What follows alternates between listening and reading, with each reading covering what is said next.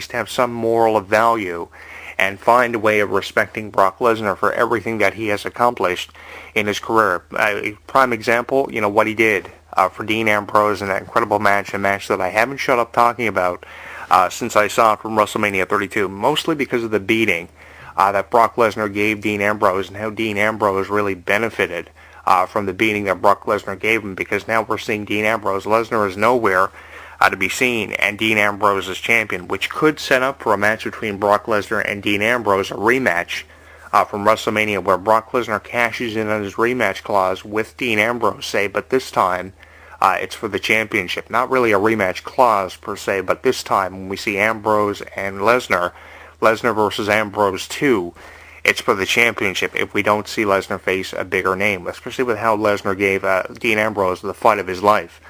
With how Dean Ambrose never gave up the fight, he never gave up to Brock Lesnar and just gave Brock Lesnar as much as what Brock Lesnar was giving him. Yeah, Ambrose versus Lesnar 2 is one way of looking at it. If we don't see Lesnar versus the Wyatt family or Paul Heyman revealed as the manager of the entire Wyatt family by Survivor Series or SummerSlam, we could see something like that happening, and it wouldn't surprise me none if that's what we were looking at for Brock Lesnar. But like I said, there's really nothing for Lesnar to do at this point, because it's all about the new talent initiative. And I think what we're looking at here for Brock Lesnar is Brock Lesnar likes to take a backseat to everything happening within WWE, behind a closed door, remain behind that closed door until the time is right, until the circumstances present themselves right to Lesnar's liking. Lesnar will show up and just from out of nowhere have an issue with somebody, and that's really what it comes down to for Brock Lesnar. He shows up when, where, and how he wants to, and whoever he wants to have an issue with, he does. And WWE aren't going to say no to him after waiting years to sign Brock Lesnar. They tried signing him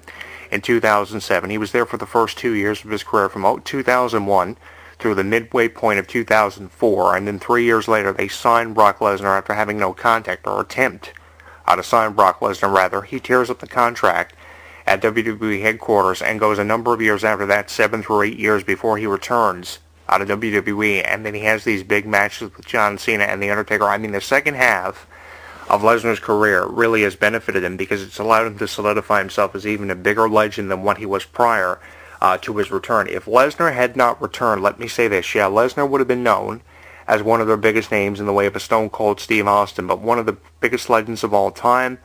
Possibly not. He would have been known as a legend, but not one of the biggest of all time. Winning the championship, returning the way he did, and helping out people like Dean Ambrose really has gone a long way in solidifying his career, as it did for Shawn Michaels. From 1993 to 1998, Shawn Michaels had some of his best matches of his career. The first reign he had as Intercontinental and WWE Champion, those two reigns specifically really gave Shawn Michaels some of his best matches to wrestling fans. But the second half of Shawn Michaels' career, after 1998's back injury was rebounded off of, from 2002 till at least 2010, his final match with The Undertaker, that really went a long way in solidifying Shawn Michaels' legacy as one of the greatest of all time. If Michaels had not seen that second half of his career, Michaels probably wouldn't be known as the greatest of all time. One of the best, probably, but not one of the greatest of all time. And the same thing can be said about Brock Lesnar. It is justifiable, and an argument can be presented,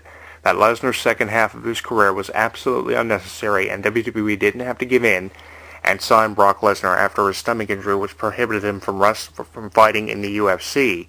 But the thing is, they took the opportunity to sign Lesnar because they wanted Lesnar as bad as the wrestling fans wanted to see him. And they really gave wrestling fans what they wanted to see. They gave them more of Brock Lesnar because fans were wanting to see Lesnar versus Batista. They were wanting to see Lesnar versus The Undertaker again.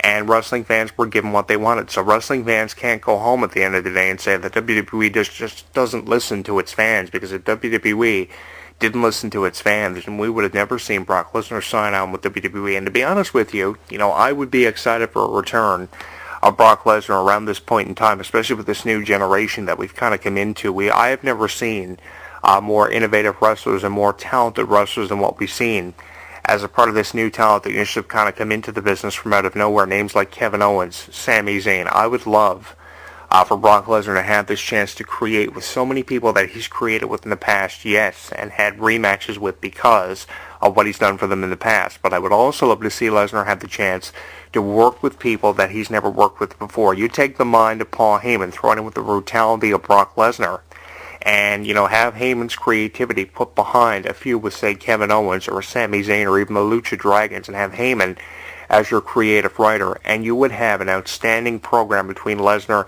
and really whoever of this new talent initiative. Yeah, we've seen Lesnar versus John Cena and Lesnar versus The Undertaker in a series of matches. That's one way of looking at it in this phenomenal second half of Lesnar's career. But one of the driving forces behind Brock Lesnar has always been Paul Heyman. And yeah, I've always had this respect for Brock Lesnar too. This is why I'm praising Brock Lesnar, really singing Brock Lesnar's praises more so than I ever have in his career. The reason why I am singing Brock Lesnar's praises so much is because for some reason I've always had this respect for Lesnar for never being afraid of any challenges in his career, either as a wrestler or an MMA fighter. Lesnar has never backed down from a fight in his life. Yeah, he may have refused to face somebody under this circumstance or that circumstance, but at least Lesnar was someone who never turned away from a fight or an opportunity to get attention for something that he was doing. Yeah, he was never one to come out and cut a promo on a microphone. He was never someone to say this or to do this.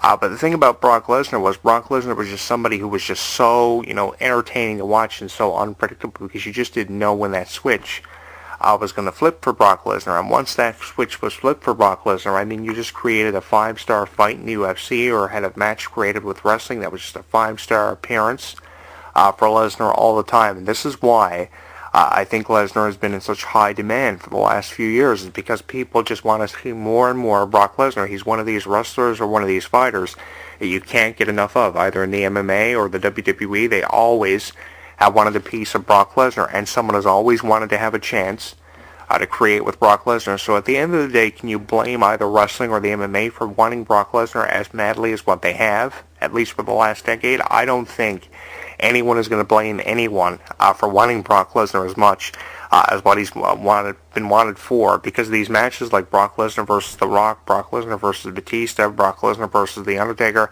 have been matches people have been asking for years, really dream matches that people have wanted to see for years. Just one match for Brock Lesnar or The Rock, one match for The Undertaker and Brock Lesnar, one match for this wrestler or that wrestler with John Cena.